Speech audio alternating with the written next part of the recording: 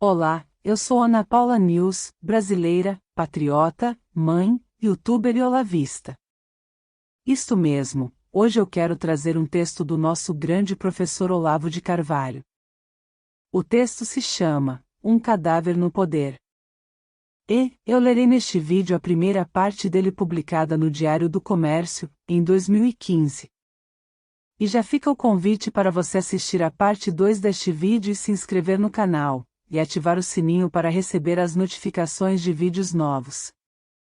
Vamos à leitura, agora. Porque ainda há quem siga a teologia da libertação.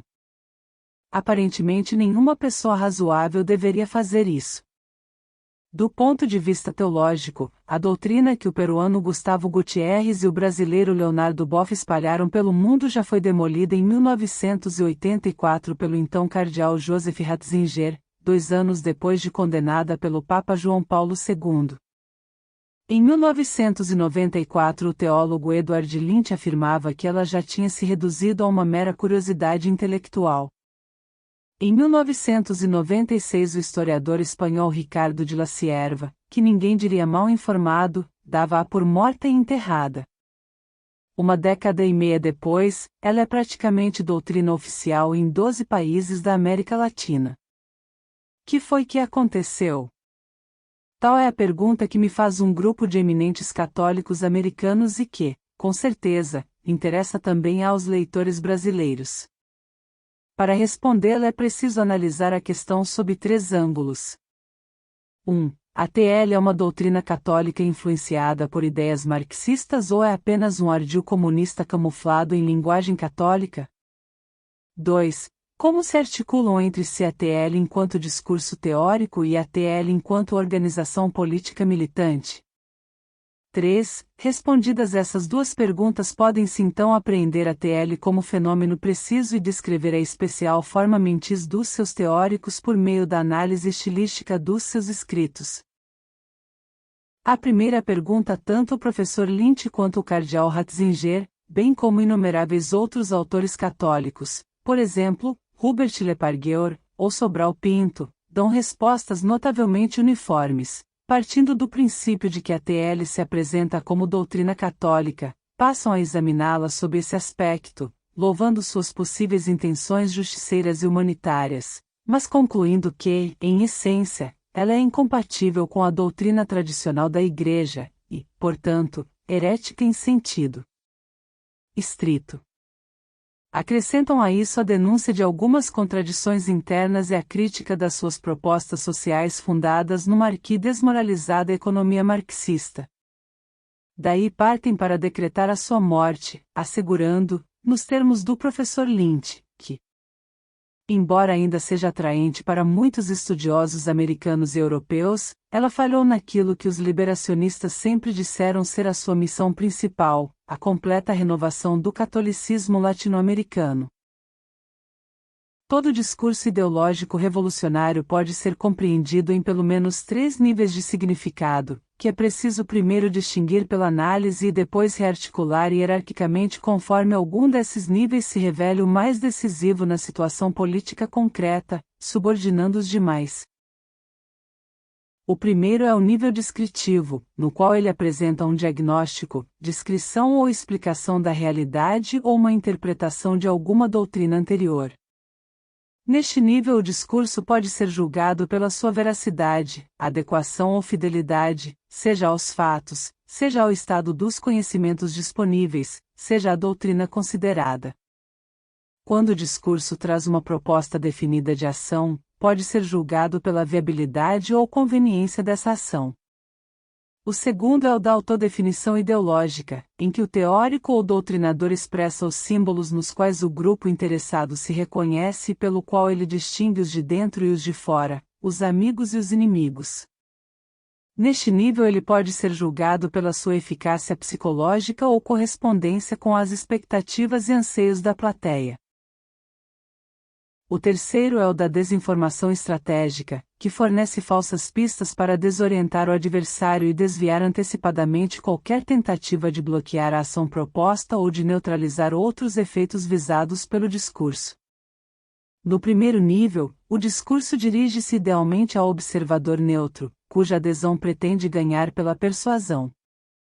No segundo, ao adepto ou militante atual ou virtual, para reforçar sua adesão ao grupo e obter dele o máximo de colaboração possível.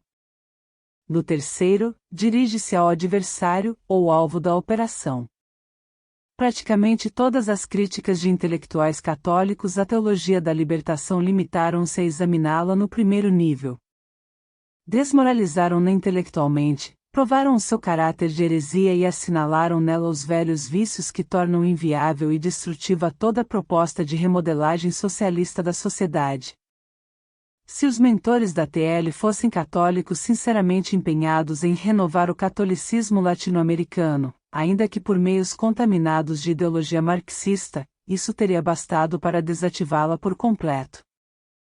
Uma vez que esse tipo de análise crítica saiu das meras discussões intelectuais para tornar-se palavra oficial da Igreja, com o estudo do cardeal Ratzinger em 1984, a TL podia considerar-se, sob esse ângulo, extinta e superada. Leiam agora este depoimento do general Yomihei Pacepa, o oficial de mais alta patente da KGB que já desertou para o Ocidente, e começarão a entender por que a desmoralização intelectual e teológica não foi suficiente para dar cabo da TL. Em 1959, como chefe da espionagem romena na Alemanha Ocidental, o general Pacepa ouviu da própria boca de Nikita Khrushchev: "Usaremos Cuba como trampolim para lançar uma religião concebida pela KGB na América Latina." O depoimento prossegue. Khrushchev nomeou Teologia da Libertação na nova religião criada pela KGB. A inclinação dela para a libertação foi herdada da KGB, que mais tarde criou a Organização para a Libertação da Palestina, OLP, o Exército de Libertação Nacional da Colômbia, ELN, e o Exército de Libertação Nacional da Bolívia. A Romênia era um país latino, e Khrushchev queria nossa visão latina sobre sua nova guerra de libertação religiosa. Ele também nos queria para enviar alguns padres que eram cooptadores ou agentes disfarçados para a América Latina, queria ver como nós poderíamos tornar palatável para aquela parte do mundo a sua nova teologia da libertação.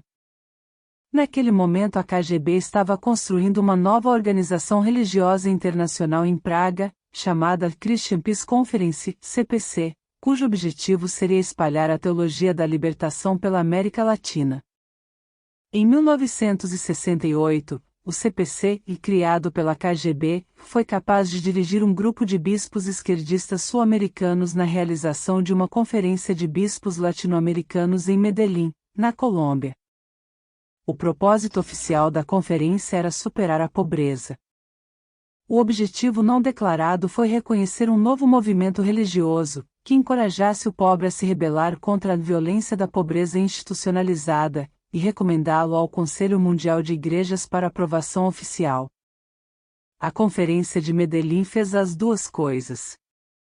Também engoliu o nome de batismo dado pela KGB, Teologia da Libertação. Ou seja, em suas linhas essenciais, a ideia da TL veio pronta de Moscou 3 anos antes de que o jesuíta peruano Gustavo Gutiérrez, com o livro Teologia de la Liberación, se apresenta-se como seu inventor original, de certo com a aprovação de seus verdadeiros criadores, que não tinham o menor interesse num reconhecimento público de paternidade. O tutor da criança, Leonardo Boff, entraria em cena ainda mais tarde, não antes de 1977. Até hoje as fontes populares, como por exemplo a Wikipédia, repetem como papagaios adestrados que o padre Gutiérrez foi mesmo o gerador da coisa e o Sr. Boff seu segundo pai. Na segunda parte desta série eu continuo a análise deste artigo. E se você gostou deste vídeo, chegou a hora de você curtir para que eu saiba que você gosta de conteúdos como este.